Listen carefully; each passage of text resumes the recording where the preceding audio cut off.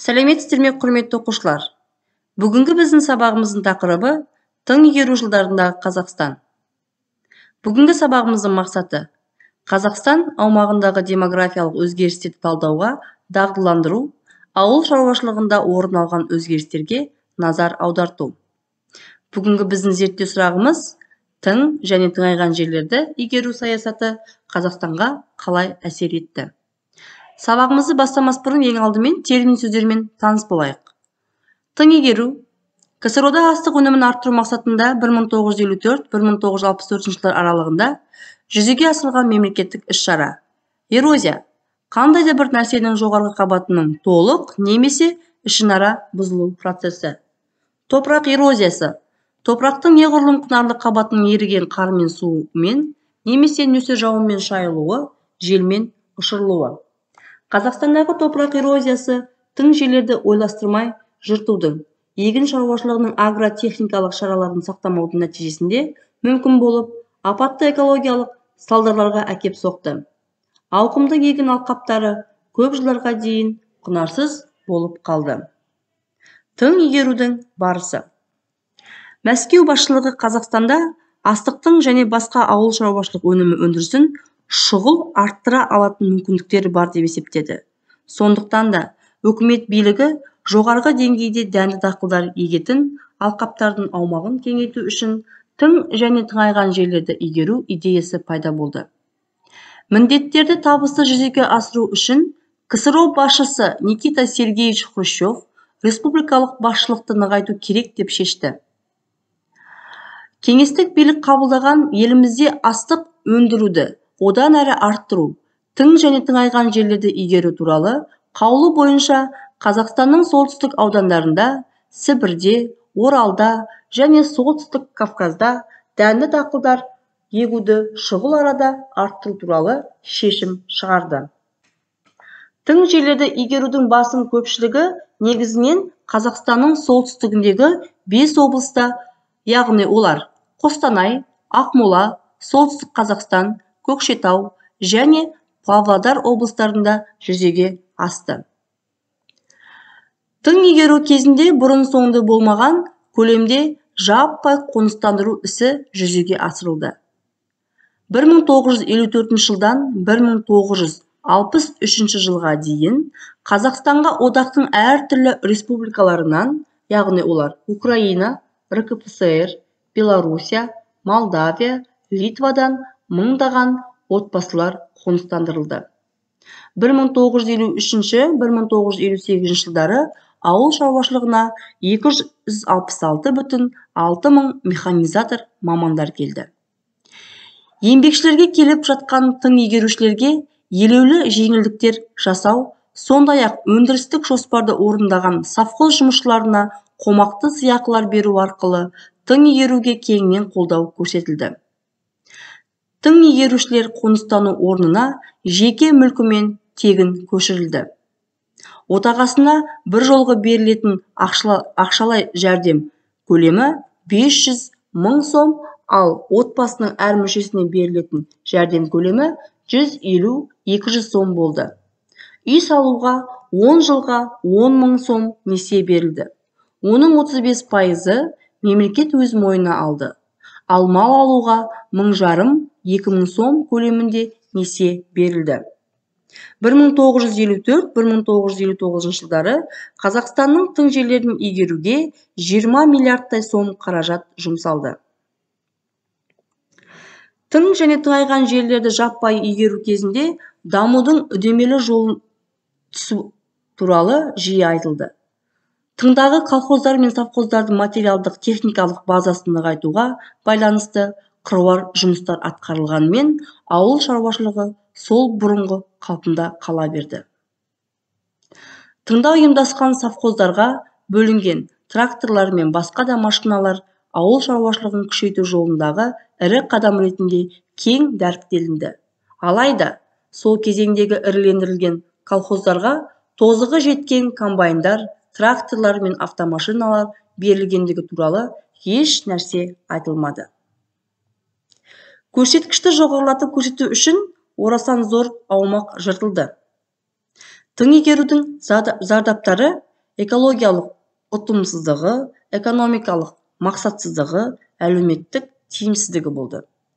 Экологиялық тепе-теңдіктің бұзылуы ауыр салдарға әкеп соқты. Топырақ эрозиясы күшейді. Топырақтың құнарлы қабатын жел ұшырып кетті. Жаппай тың игеру үшін егіншілікті жүргізудің тиімді әдістері 2-10 жылдық өткеннен кейін ғана ұйымдастырыла бастады. Мал шаруашылығының даму деңгейі төмендеуі өз кезегінде республикадағы ет-сүт өнімдерінің тапшылығын туғызды. Мамандар сырттан республикаға ағылып келді. Мұндай жағдай тың игерілген облыстардың бәріне дерлік тән болды. Тың игеру барысында республикамызда басқа республикалардан көшіп келген халықтың саны артты. Ұлттық салт-дәстүрдің рөлі төмендеді. Қазақ мектептері күрт азайып, ұлттық әдебиет пен мерзімдік баспасөз басылымы кеміді. 1950 жылдары Қазақстан көп ұлтты республикаға айналды. Мұнда қазақтар, орыстар, украиндар, немістер, өзбектер, ұйғырлар, татарлар және тағы басқа өмір сүріп еңбек етті. Көптеген еңбек ұжымдары құрамы жағынан көп ұлтты ұжымға айналды. Балалар, бүгінгі тақырып бойынша тапсырмаларымызды орындайық. Кескін картаға тың игерілген облыстарды түсіресіздер.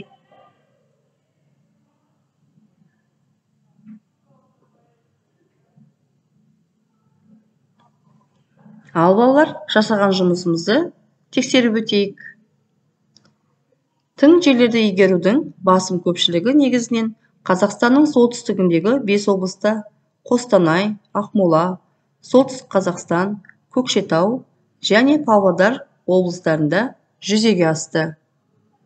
Жарайсыздар. Сәйкестендіру кестесі кестедегі жылдарды болған оқиғамен сәйкестендіреміз.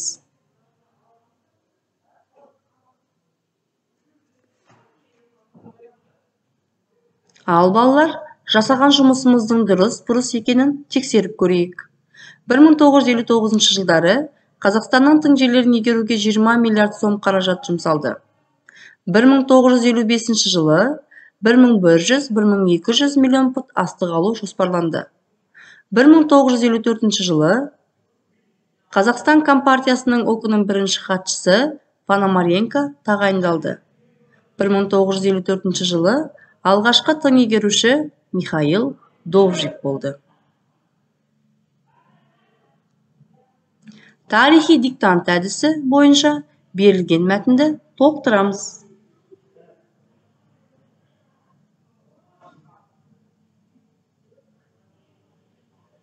Рахмет, балалар. Тапсырмамызды тексеріп көрейік. Тың игеру кезінде бұрын-соңды болмаған көлемде жаппай қоныстандыру ісі жүзеге асырылды. Жаңа жерлерді игеру есебінен 1954-55 жылдарда 13 миллион гектар жер жыртылды. Тамызда астық өндіруді молайту үшін тың және тыңайған жерлерді одан әрі игеру туралы жаңа қаулы қабылданды. Ақмола қаласының аты Целиноград деп өзгертілді. 1950 жылдары Қазақстан көп ұлтты республикаға айналды. Т кестесі әдісі арқылы тың игерудің жағымды және жағымсыз жақтарын жазыңыздар, балалар. Дескрипторы тың игеру саясатының 1, 2, 3 жағымды жақтарын жазасыздар. Тың игеру саясатының 1, 2, 3 жағымсыз жақтарын жазасыздар.